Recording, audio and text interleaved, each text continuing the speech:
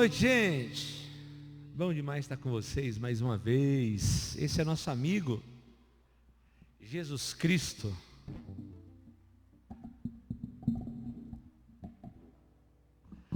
Nosso Senhor, amém? Vamos trabalhar um pouquinho, falar um pouco mais sobre esse nosso tema que nós temos estudado já há alguns meses. E eu queria dizer para você que a gente está chegando no finalzinho dele. Hoje nós vamos estudar o nosso penúltimo estudo sobre o assunto. Hoje nós vamos falar sobre uma vendedora de púrpura. Nós vamos falar sobre Lídia hoje. E depois a gente vai encerrar com Cornélio.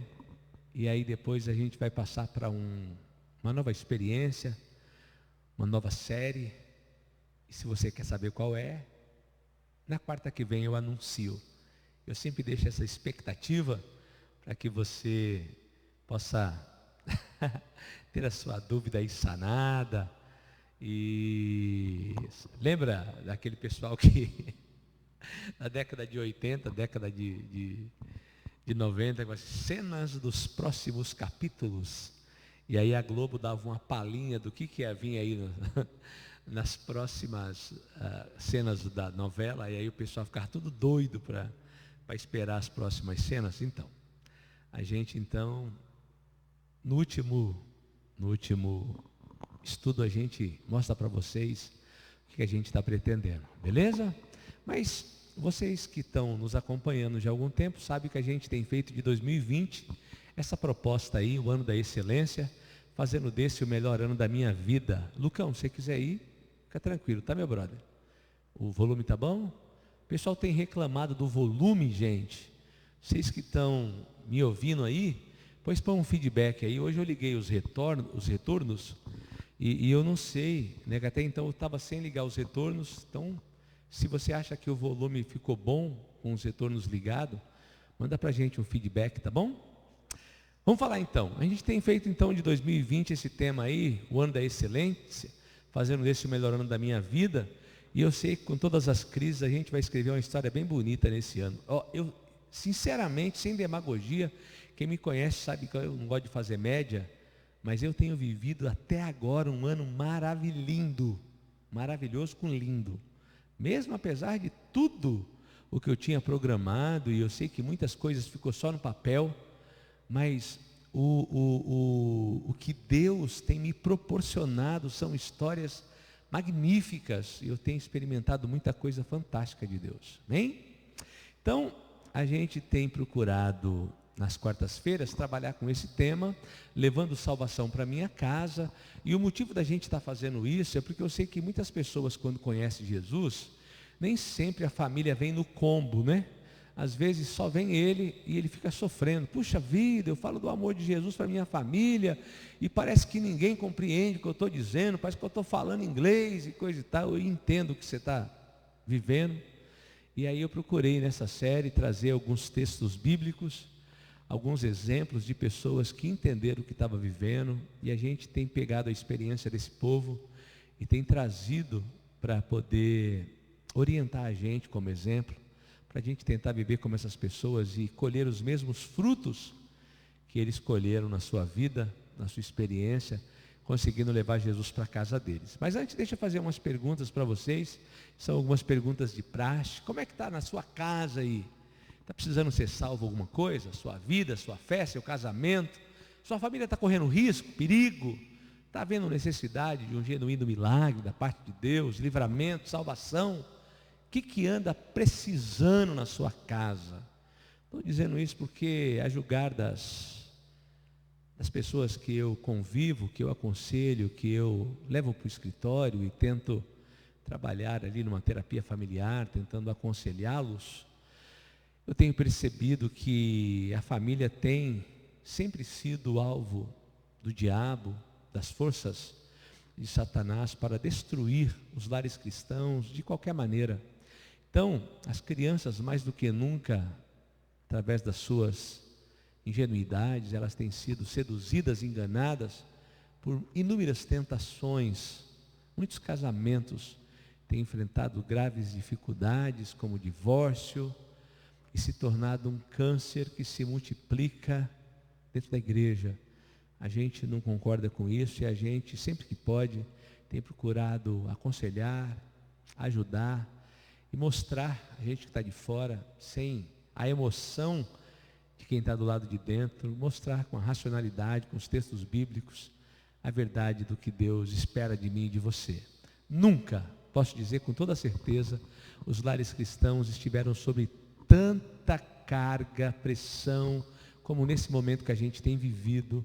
Os próprios fundamentos do lar cristão estão sendo abalados num resultado direto da decadência moral da sociedade, da igreja e de tudo que a gente tem vivido. Então, eu acredito que a Bíblia é sim uma resposta atual para as demandas do nosso coração, da nossa sociedade, e se você ler a Bíblia com as lentes do Espírito Santo, você vai perceber que a Bíblia é tão atual como as notícias que vão sair amanhã na página do seu browser atual aí, seja ele o Google, o Facebook, Firefox ou qualquer que seja aí, aquele que você navega aí nas redes que você tem como prediletas, tá bom?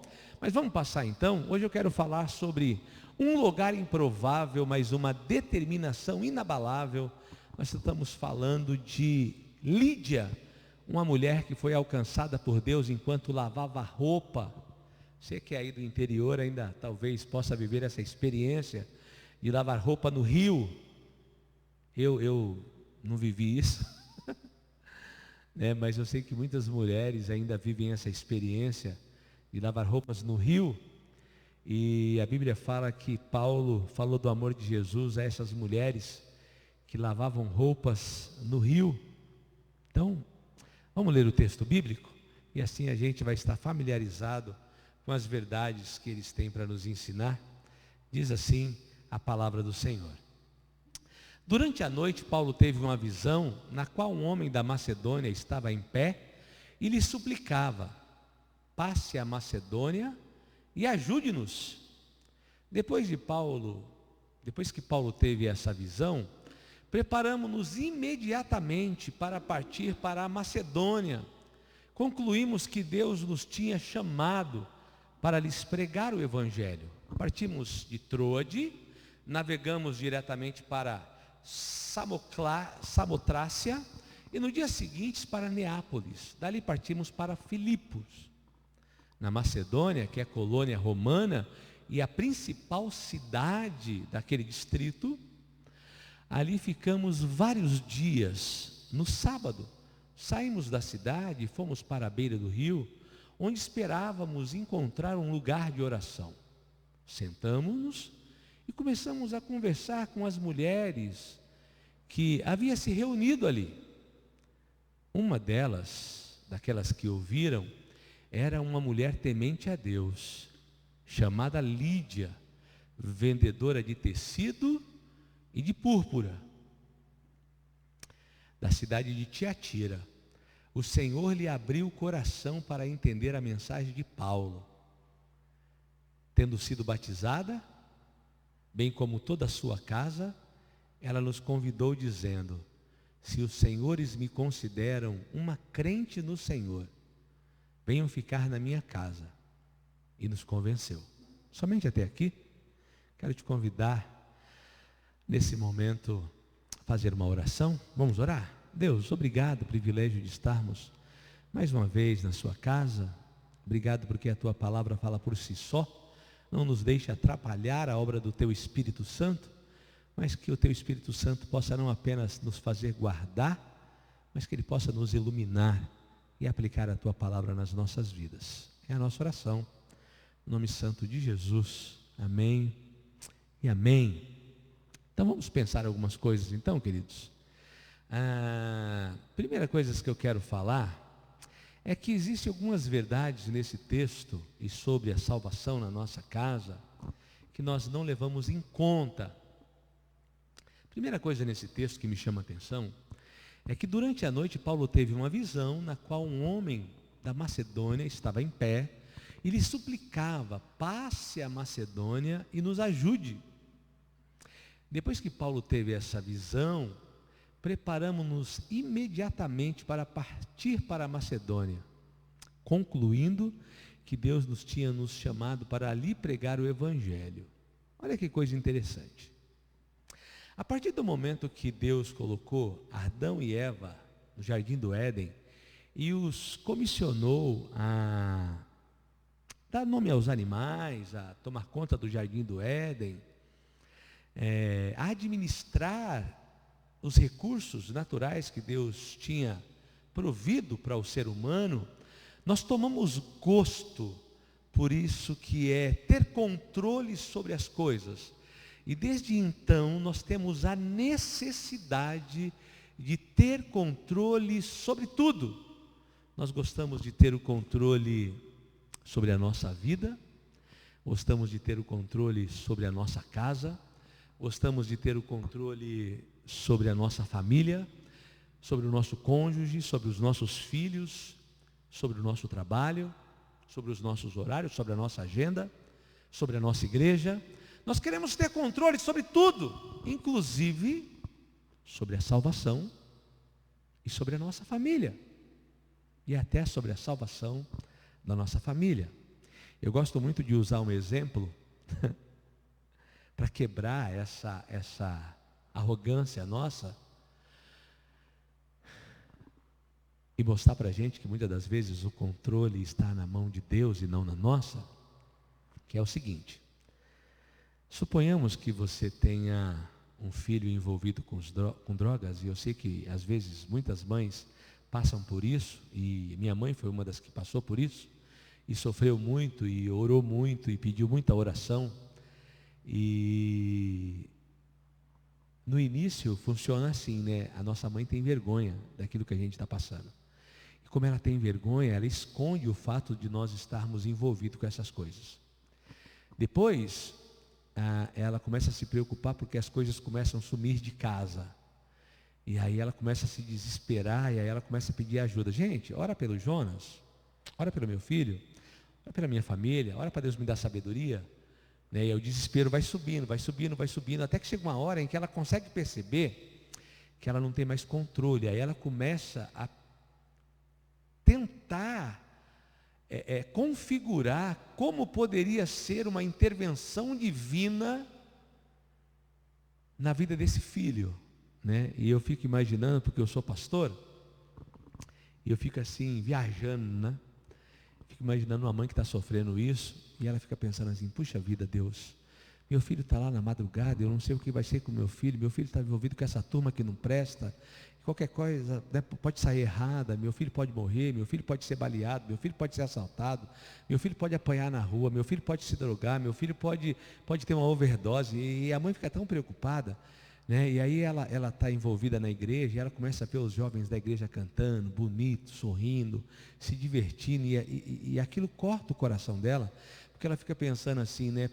Por que o meu filho não está fazendo parte nisso? Aí no começo ela culpa o líder da mocidade, ela culpa o pastor, ela culpa Deus, ela culpa tanta gente, e aí até que ela entende que não é culpa de ninguém, e que às vezes é até culpa dela.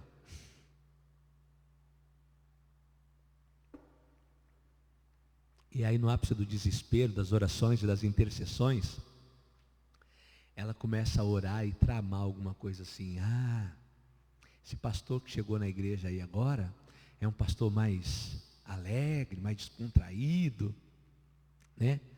Acho que eu vou convidar ele para almoçar aqui em casa, sabe? E eu vou, assim, né? Quem sabe ele não conversa com meu filho, e meu filho gosta dele, e ele convida o meu filho para ir numa programação da mocidade, e de repente o meu filho gosta da programação da mocidade, e de repente, quando a gente menos percebe, meu filho está sendo lá no culto de domingo, e já vai comigo para a igreja, e Deus começa a fazer a obra, e ela está tramando tudo isso enquanto está orando. E aí, depois da oração, ela liga para o pastor, senhor quer vir almoçar amanhã em casa, não? Aí o pastor fala: vou, irmã, vou sim, vou almoçar. Almoço na sua casa, sim. Então tá bom, pastor, almoço aqui sai mais ou menos 12:30. Não atrasa não. Pastor, não, pode deixar, que 12:30 eu estou aí. E aí, quando é no sábado, né, depois dessa oração, depois do convite, o filho da irmã sai de casa para dar um rolê com os amigos. E aí, como é de praxe, o moleque chega na madrugada, só que naquela madrugada o menino não chegou. O menino não chega de manhã, né? E amanhã começa, e a mãe está lá orando, e começa, não vai na escola dominical. Depois começa a preparar o almoço, e ela está crente, orando que o menino vai chegar. O pastor chega ali para 12:10, né? Para chegar antes, não chegar na hora do almoço. E aí, vai dando o horário do almoço, o filho dela não chega, o pastor não está sabendo de nada, que só está as coisas acontecendo na cabeça dela. O pastor nem sabe que ele era a vítima da vez, né? Acontece, irmãos, que às vezes, todo aquele nosso planejamento que a gente fez, para ter o controle de tudo, para as coisas acontecerem, desmorona quando de repente o telefone toca, o pastor está lá, e a irmã que atende o telefone quase fica branca, quando ela escuta que é da delegacia e que o filho dela está preso.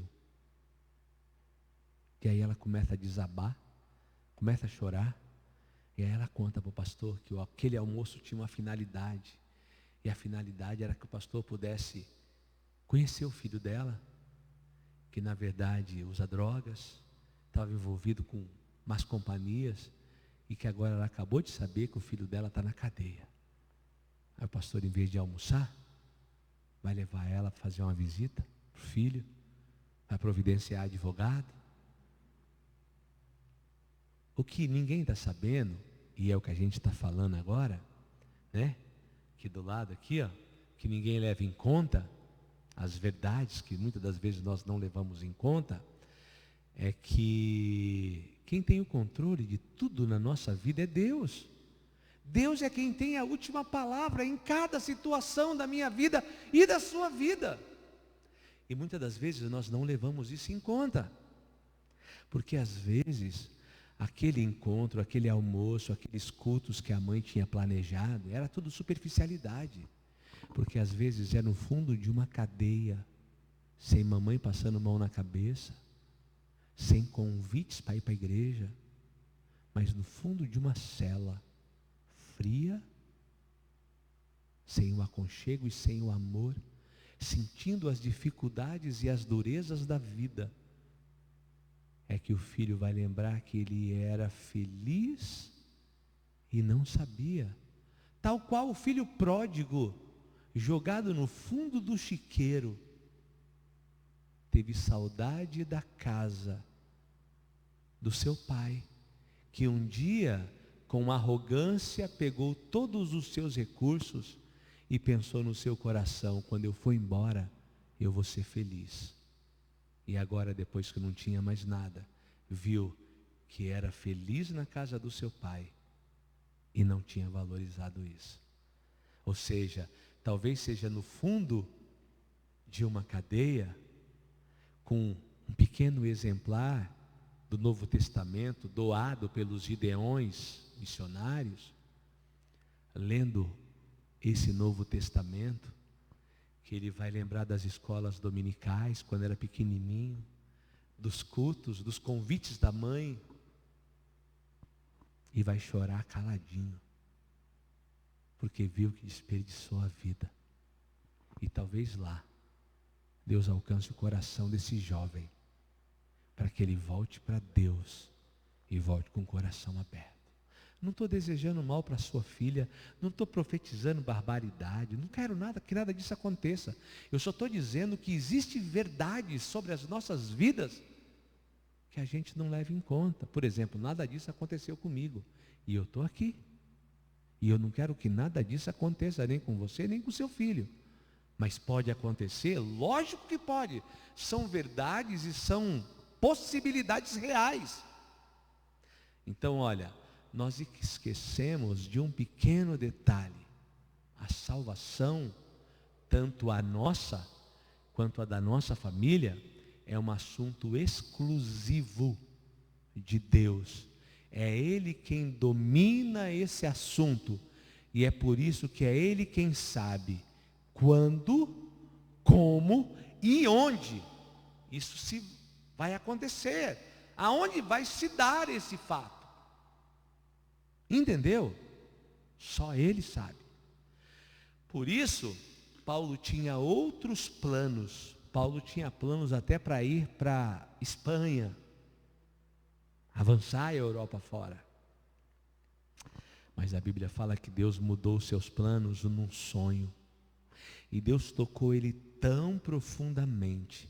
E ele reconheceu o toque de Deus, a ponto de que no dia seguinte, ele não falava outra coisa, a não ser na missão que Deus lhe tinha apresentado. Ou seja, olha o que diz o texto bíblico: concluindo que Deus nos tinha chamado para pregar o Evangelho. Quando nós entendemos que é Deus que está no controle, um sonho é suficiente para mudar o rumo da nossa vida.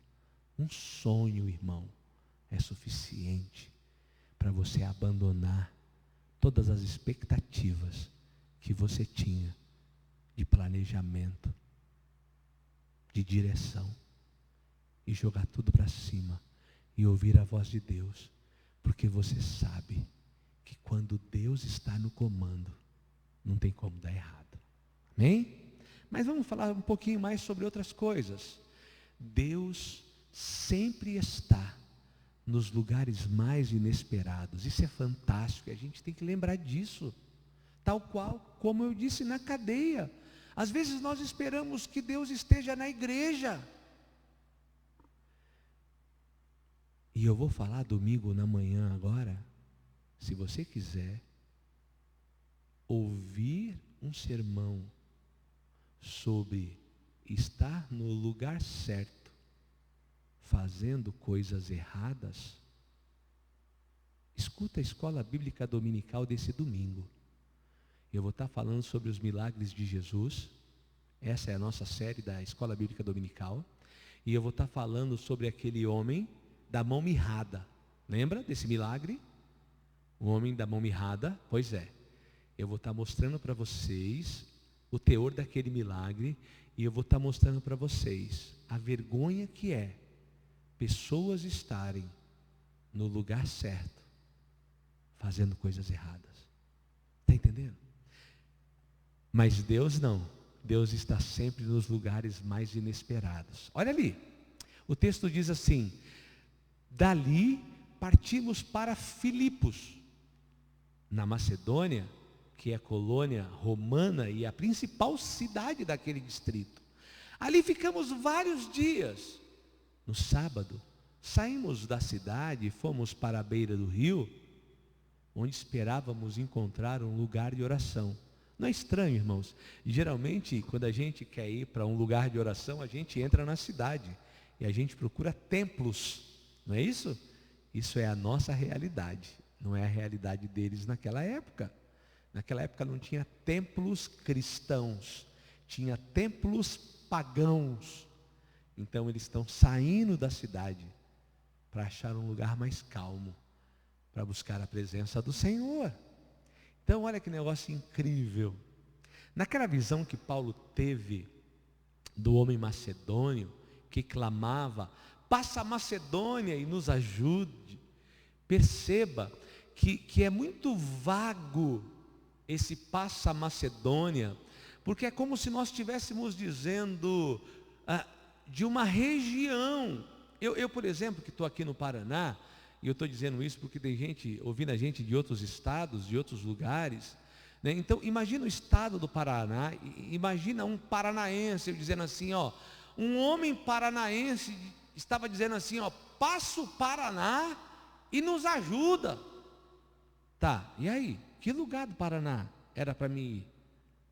Gente, eu não sei quantos municípios tem o estado do Paraná.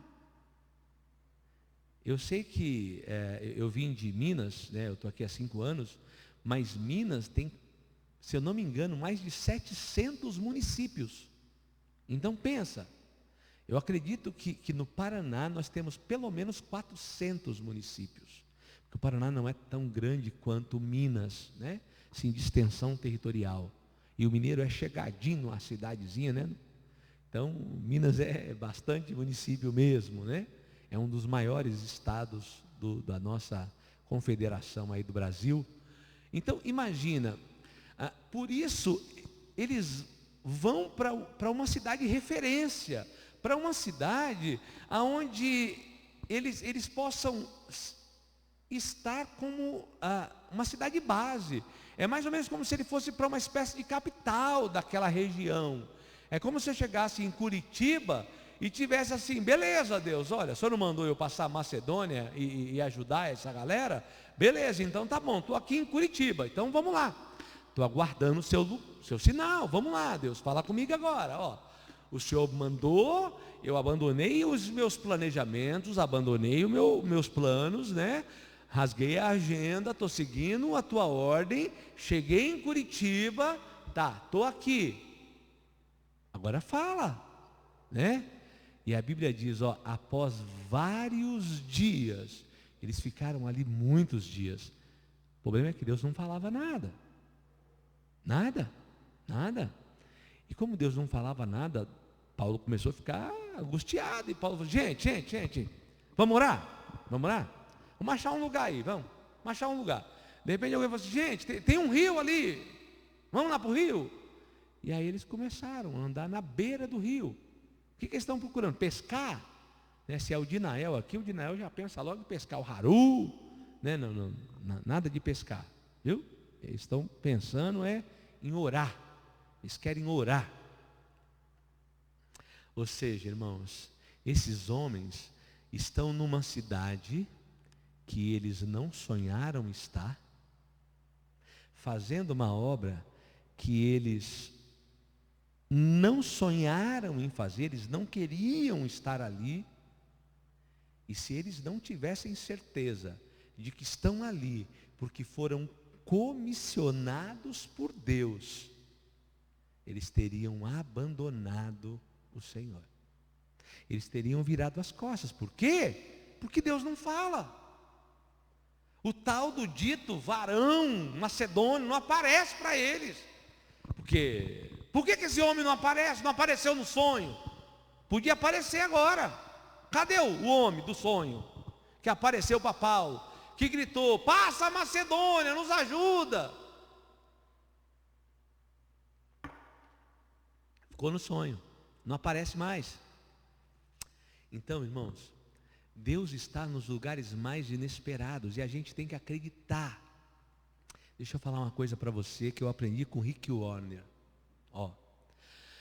Nunca se esqueça no escuro aquilo que Deus te disse na luz do dia. Nunca se esqueça no escuro daquilo que Deus te disse na luz do dia. Por que eu estou falando isso? Porque a vida vai te dar altos e baixos. A gente vai lidar com oscilações na vida o tempo todo. E a gente tem que estar preparado para lidar com essas adversidades. E aí você vai ficar vivendo a custas de altos e baixos, das intempéries da vida? Ou você vai estar alicerçado na rocha que é Cristo? Está me entendendo? Então olha que coisa fantástica. A palavra de Deus, ela é imutável. Se você estiver firmado na rocha que é Cristo, não importa se o homem aparece, não aparece, não importa se tem muitos dias que você está esperando uma resposta e essa resposta não chega. Você não desiste, você não volta, você não vai embora, você não abandona o seu posto. O que você faz? Você vai falar com aquele que te comissionou, você vai orar. Por quê? Porque Deus está nos lugares mais inesperados, ainda que numa beira de um rio. Vamos ver o que acontece? Olha lá. Eles se deparam com um público que não é dos melhores. Você conhece a cultura judaica e você sabe como as mulheres eram benquistas naquela época. Olha o que diz o texto. onde esperávamos encontrar um lugar de oração. Sentamo-nos e começamos então a conversar com as mulheres que se haviam reunido ali. Uma das que ouviam era uma mulher temente a Deus, chamada Lídia, vendedora de tecido e de púrpura, da cidade de Tiatira. O Senhor abriu o seu coração para entender a mensagem de Paulo. Gente, isso aqui é fantástico, porque eles saíram com um propósito de conversar com Deus. E quando Deus, que sonda o nosso coração e que entende as razões e a intenção do nosso coração, Ele sabe do que nós estamos realmente tratando a nossa vida. Sabe, ao sair para falar com Deus, eles se deparam com aquelas pessoas das quais o varão macedônio falava: passa a Macedônia e ajuda-nos. Ou seja, eles se encontraram com umas pessoas que precisavam de ajuda, e a Bíblia fala que eles sentaram e começaram a conversar com algumas mulheres. E ao conversar com essas mulheres, eles perceberam que dentre essas mulheres existia uma mulher que ela era temente a Deus. E de repente ela era uma empresária. Ela vendia tecido de púrpura. Ela nem era dali, ela era de outra cidade, de Tiatira. E eles perceberam algo fantástico. Deus tinha tocado o coração daquela mulher.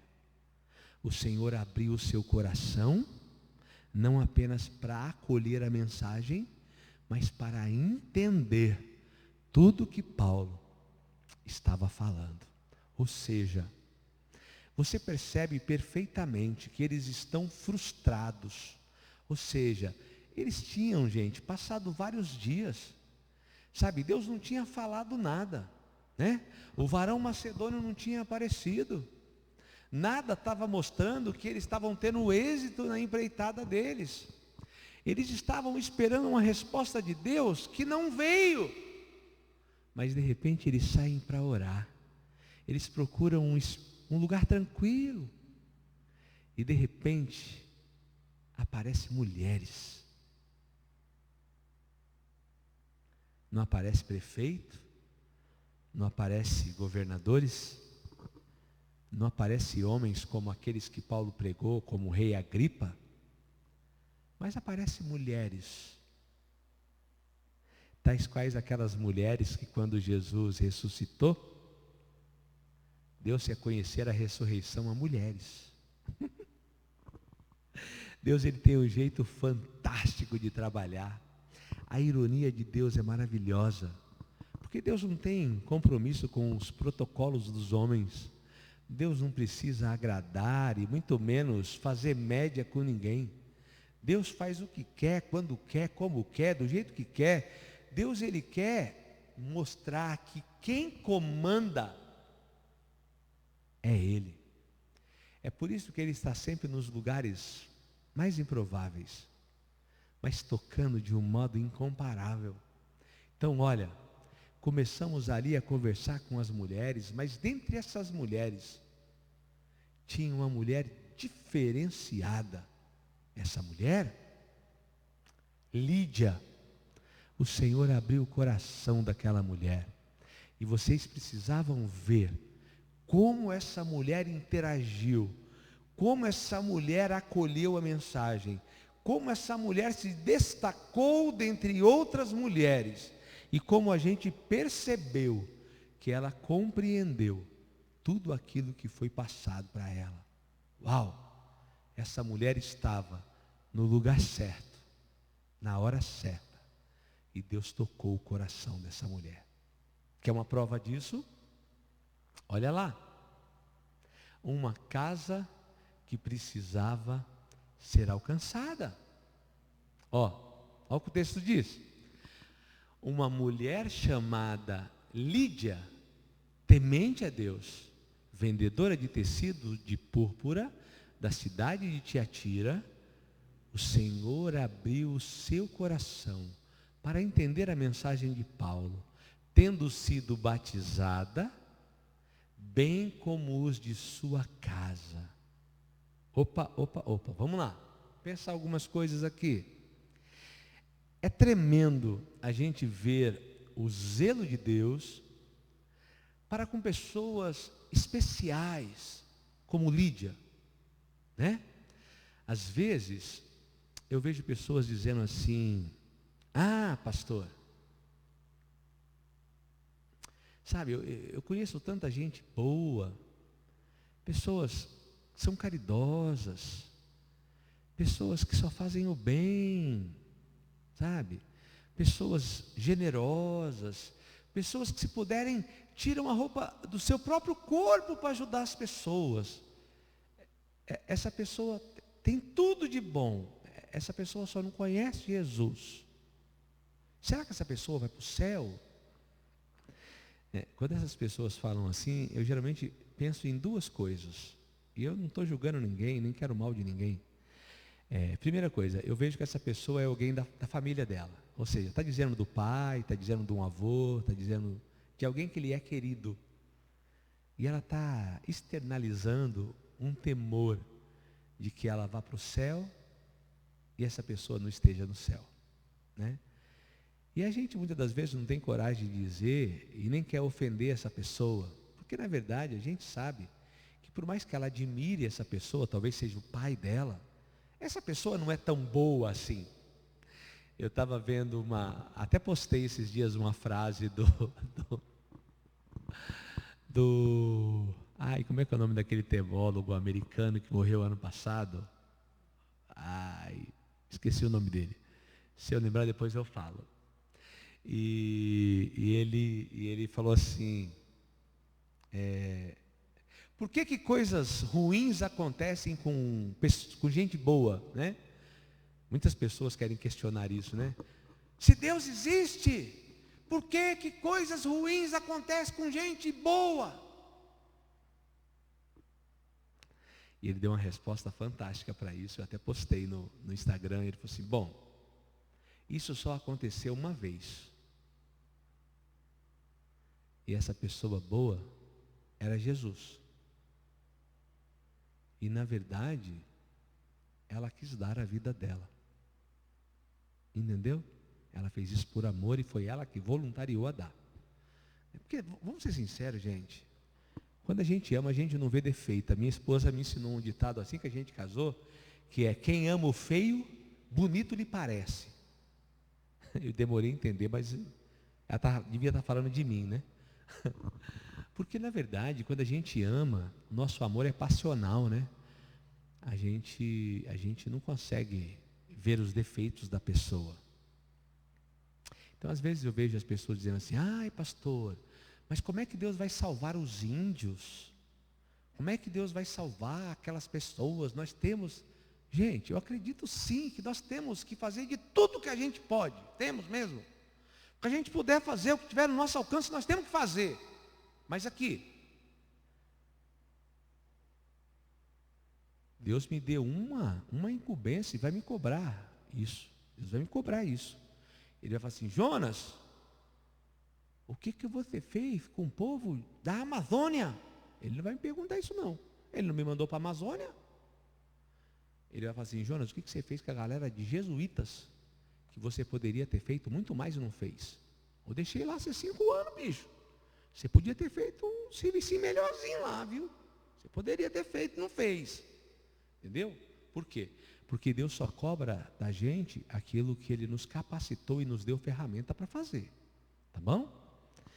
Ou seja, quando Deus quer alcançar alguém, Ele não precisa de mim e de você não. Essa moça que nós estamos usando como referência hoje, a Lídia, leia o texto. Ela era da cidade de Tiatira. Ela não era de Filipe, a cidade que Paulo evangelizou ela. Mas Deus tirou ela de Tiatira. Talvez ela devia estar fazendo uma venda de tecido de púrpura, que é o que ela fazia. E era o dia dela passar vendendo aí na cidade de Filipos. E aí ela precisava lavar roupa e foi lá lavar roupa. E quando foi lavar roupa, ela encontrou Paulo. E Deus abriu o coração. Isso é o quê? Coincidência? Só se for por ser, para mim não. Isso pode, no máximo, ser cristocidência. Ou seja, eu acredito num Deus que nada para Ele é casualidade. Eu acredito num Deus que chama as estrelas pelo nome. Eu acredito num Deus que conhece cada célula e moléculas do meu corpo. Eu conheço um Deus que Covid-19 não fez quarentena lá no céu não, filho. Lá no céu não tem ninguém de máscara, muito menos passando um gelzinho na mão. Você está entendendo? Isso para a gente, e eu não estou desrespeitando ninguém, por favor, não quero ser desrespeitoso. Me entenda. O que eu quero dizer é que eu tenho um Deus, eu acredito num Deus que tem o controle absoluto de todas as coisas. Ah, pastor, então você quer dizer que essas 11 mil pessoas que já morreu no Brasil, Deus sabia? Sabia. Ah, e Ele consentiu nisso? Olha, deixa eu contar uma coisa para você que talvez você não saiba. E eu vou falar isso com muito temor a Deus. Você sabia que no nosso país,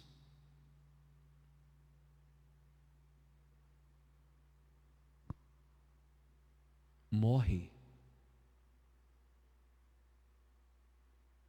não é no nosso país. Agora eu estou em dúvida se é no nosso país ou se é no mundo, mas eu acho que é no nosso país. Mas para não ser leviano, eu vou colocar no mundo, tá bom? No mundo. Porque eu prefiro não ser leviano e ainda assim a estatística vai ser absurda, tá? Você sabia que por dia no mundo morre 10 mil pessoas de fome? É. Você está assustada porque nesses 2 meses e meio morreu 11 mil pessoas de Covid-19? Eu sinto o luto das pessoas, não gostaria que fosse um familiar meu. Falo do fundo do meu coração, com muito temor a Deus, de verdade.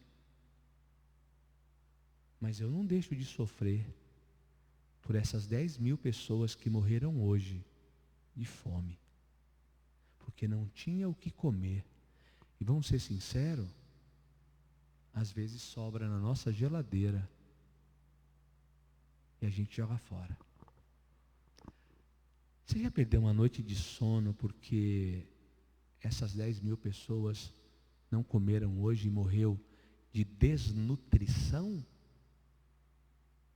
Você já viu uma pessoa morrer de fome? Peraí. Eu sei que o Covid-19, a pessoa morre por insuficiência respiratória.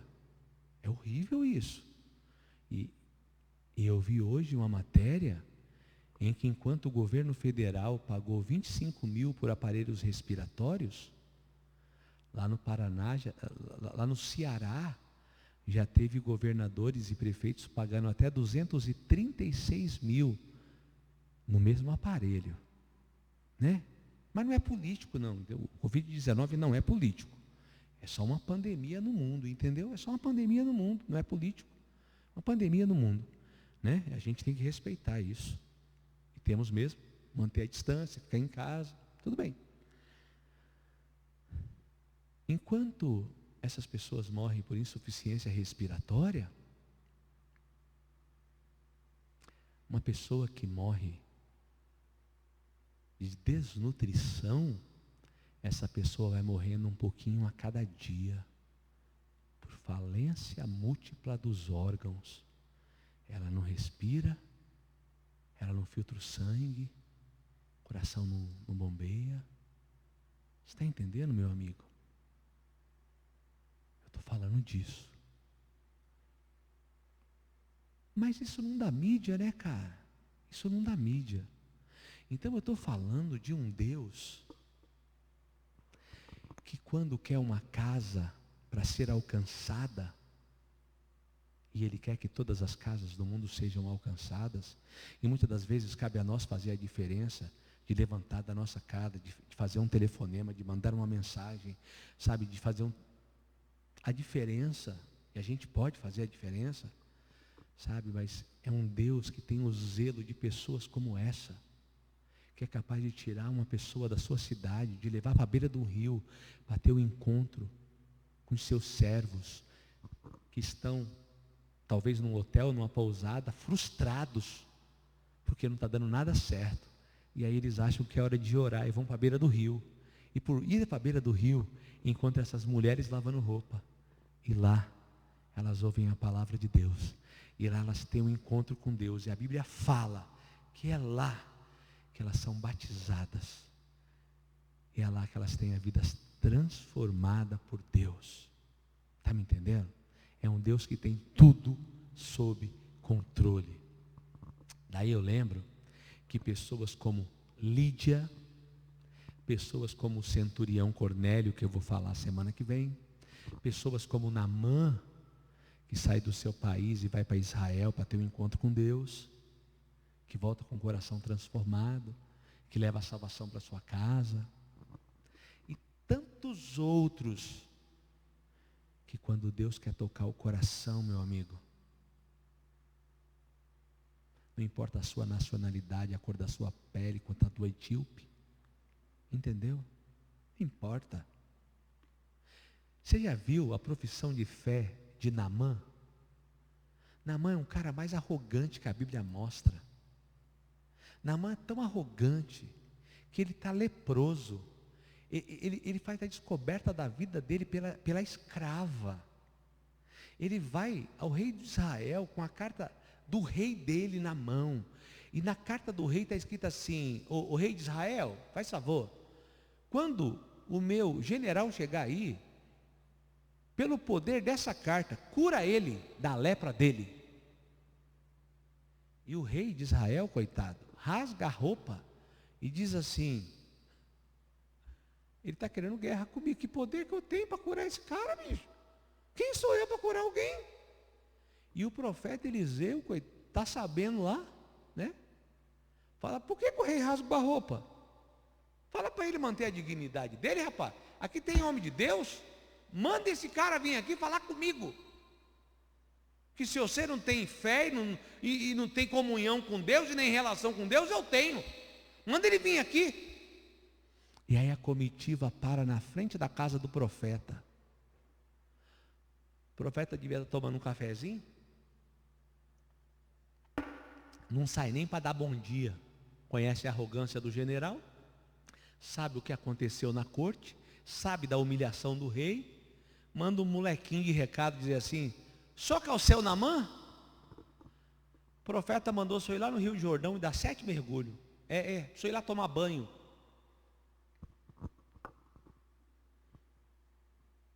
Diz que o Naamã, rapaz, entra para dentro da carruagem, numa vergonha, numa raiva, num orgulho ferido, numa frustração, que ele fala para o cocheiro assim: toca para minha casa, eu vou embora. Meu orgulho está ferido, machucado. Eu fui humilhado, eu passei a maior vergonha da minha vida. E se ele não tivesse homens temente a Deus ali, ele virava leproso o resto da vida dele, porque ele não teve humildade. E esses homens temente a Deus falaram assim: ô meu senhor, posso dar uma palavrinha? Se o profeta tivesse pedido para o senhor uma coisa absurda, tipo, se mandasse o senhor passar todas as suas propriedades para o nome dele, o senhor ficar curado, o senhor não passaria? Ele só pediu para o senhor dar 7 mergulhos lá no Rio Jordão. E a arrogância dele, cara, para quebrar a arrogância dele, ele falou assim: mas o rio da minha cidade é mais limpo, é mais cheiroso, é mais bonito. E esses homens estão dizendo assim: mas Senhor, É o único jeito. É o único jeito. E ele na arrogância disse, mas eu pensei que o profeta ia sair. Eu pensei que ele ia me receber. Eu pensei que ele ia pôr a mão em cima da lepra. Eu pensei. E às vezes a gente pensa um montão de coisa e quer que a vida seja do nosso jeito. E aí você não recebe a bênção, você nem sabe por quê. Porque você fica confabulando, achando que as coisas têm que ser do seu jeito. Deixa eu te contar uma coisa, meu filho. Salvação pertence a Deus e é do jeito dele, não é do nosso jeito. E a Bíblia fala que aqueles homens convenceram Naamã. E com muita resistência ele entrou. E ele deu 7 mergulhos. Quando ele saiu dos 7 mergulhos, que ele deu uma olhada nas perebas que ele tinha, que ele viu que a sua pele estava igual de neném, limpinha, igual ele nasceu, não tinha nenhum arranhão, nada. A Bíblia fala que aquele homem se encheu de temor, o orgulho caiu por terra, e aí aquele homem vai e se ajoelha diante de Eliseu, e confessa o seu pecado, e ele diz, agora eu reconheço que só existe um Deus em Israel, e esse Deus mora aqui, esse Deus pode fazer o que quiser. Eu trouxe um montão de presente para o senhor, profeta. E o profeta diz, pode levar tudo para você, meu filho. Agora o profeta saiu, agora o profeta recebeu, chamou para tomar um cafezinho. Você está entendendo? É Deus quem manda tudo, gente. É Deus quem está no controle, a gente tem que entender isso. E às vezes a gente não entende essas coisas. O impressionante é que esse homem faz uma das declarações de fé mais lindas que eu já ouvi. E o profeta é de uma sabedoria fantástica, que muitos pastores hoje não teria. Não teria. Naamã fala assim, então já que você não quer os presentes, eu posso pedir um presente para você? Ele falou, pode.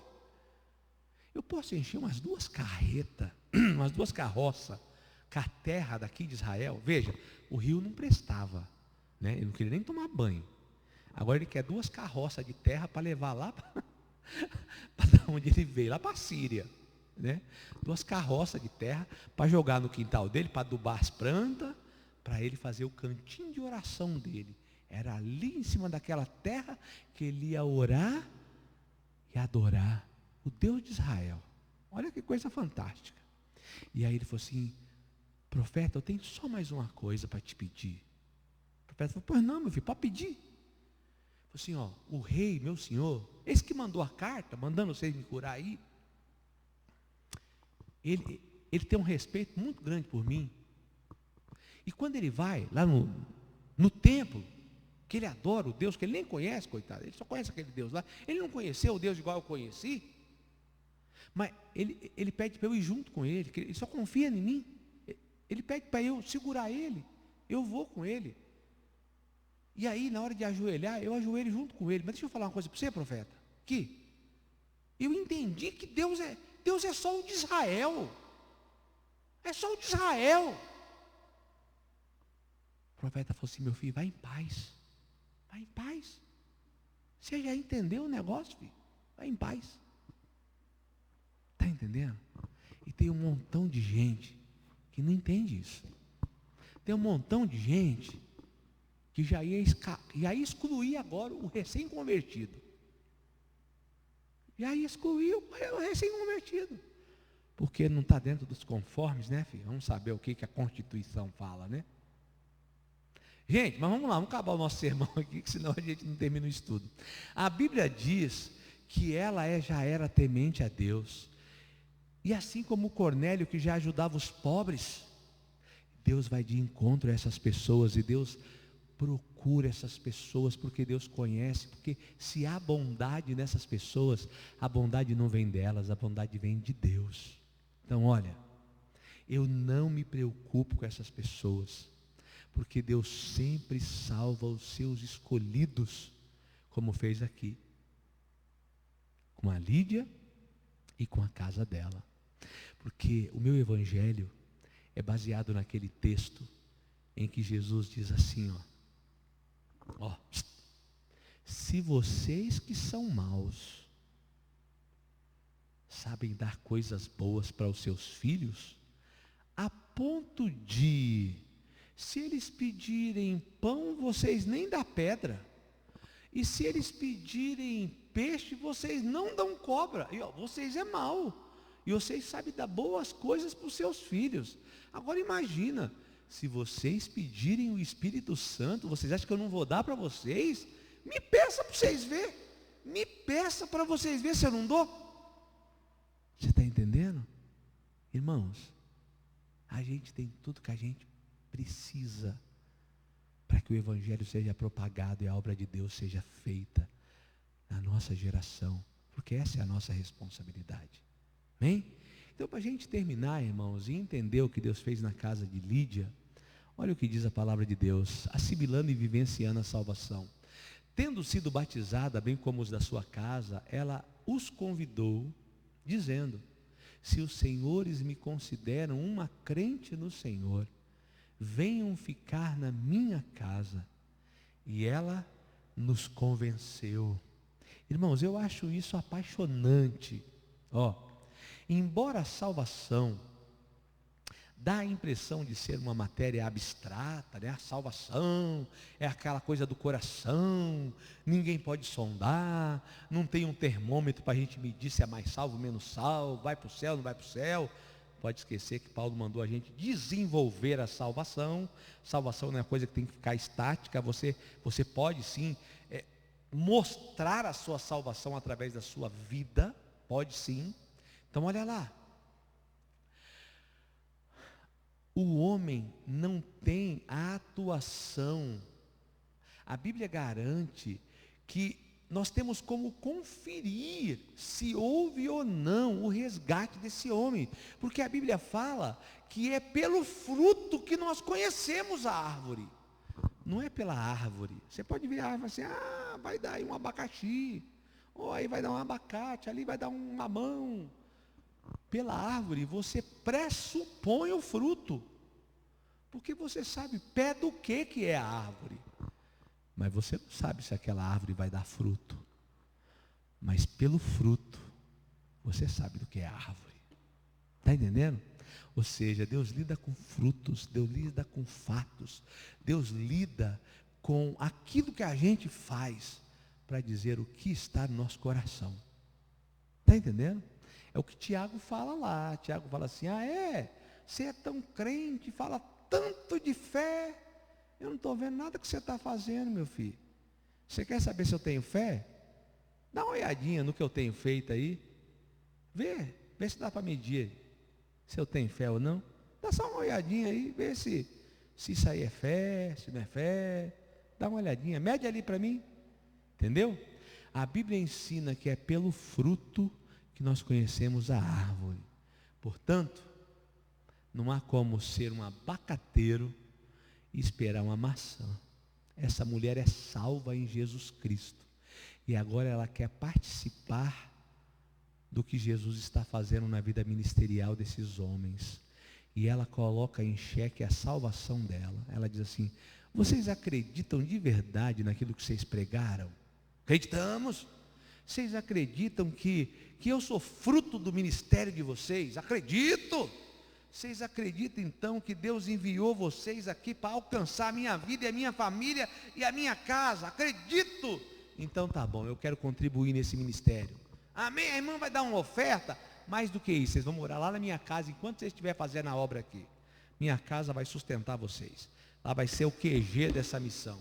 Vocês vão morar lá, vocês vão dormir lá, vocês vão comer lá, roupa de vocês vai ser lavada lá. Nós vamos bancar vocês, porque eu sou uma empresária e eu vou pôr comida nessa casa, nessa mesa, e vocês só vão sair de lá quando Deus mandar vocês ir para outro lugar, pregar o Evangelho em outros lugares.